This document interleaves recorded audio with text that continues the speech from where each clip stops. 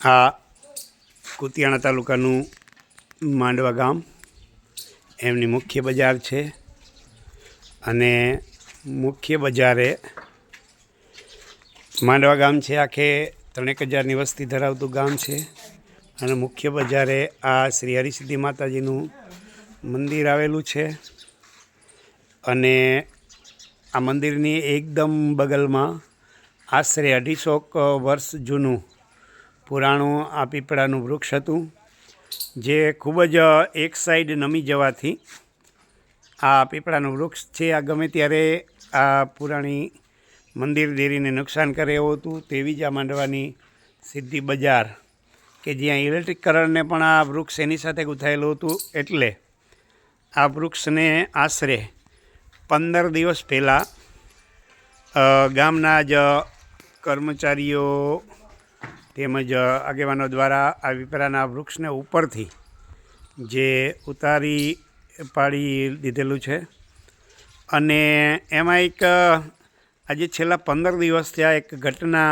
સામે આવી છે કે જે આ પીપળાના વૃક્ષને ઉપરથી કાપ્યું, જેનું થડ હાલ જીવંત છે, પણ આ થડમાંથી છેલ્લા 15 દિવસ થયા આ રીતે પાણી ટપકતું જોવા મળે છે, જે ઘણી બધી માત્રામાં, એટલે કે રોજની 2-3 બાલટીઓ ભરાય એટલું પાણી છે.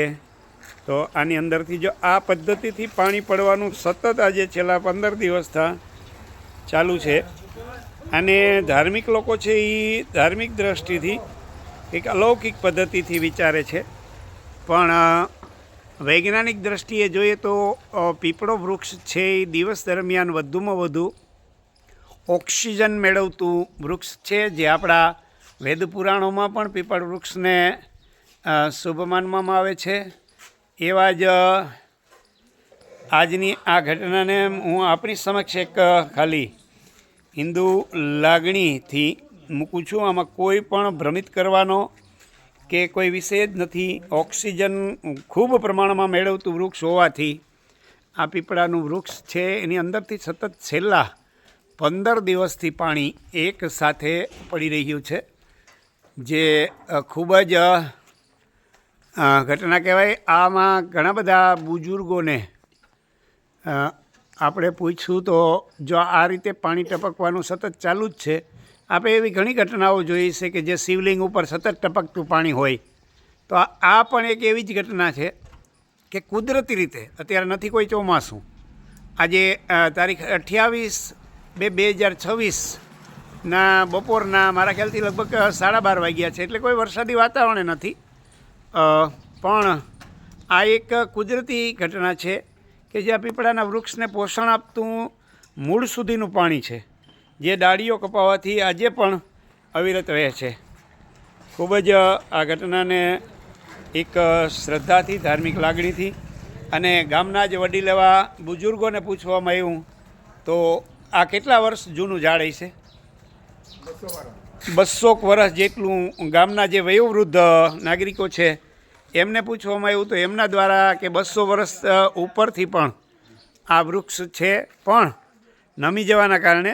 અને મિત્રો, ધાર્મિક દ્રષ્ટિથી આ પાણીને ચરણામૃત તરીકે પણ લોકો પીવે છે અને ખૂબ જ મીઠું, જેને કહેવાય એકદમ પ્રસાદ સ્વરૂપે હોય એવું પાણી આ ગામના લોકો છે એ અને પ્રસાદ સ્વરૂપે, શરણામૃત સ્વરૂપે માં જગદંબાની કે કૃપા કરો કે આ રીતે ચાખે છે. એટલે બાળકો, વયોવૃદ્ધ નાગરિકો બધા જ આ છેલ્લા 15 દિવસથી આ 3 બાલટી ભરાય એટલું પાણી અવિરત આ ઝાડની અંદરથી આવે છે.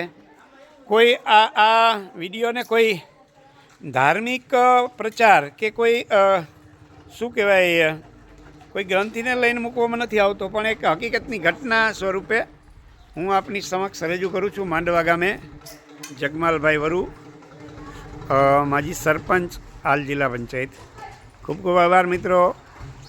આ વિષયમાં મારે બોટની વિષયના તજજ્ઞોને પણ આ વિશે માહિતી લેવાની છે, જે ખૂબ જ અલૌકિક કહેવાય એવી છેલ્લા 15 દિવસથી આ પાણી ઝરવાની ઘટના છે.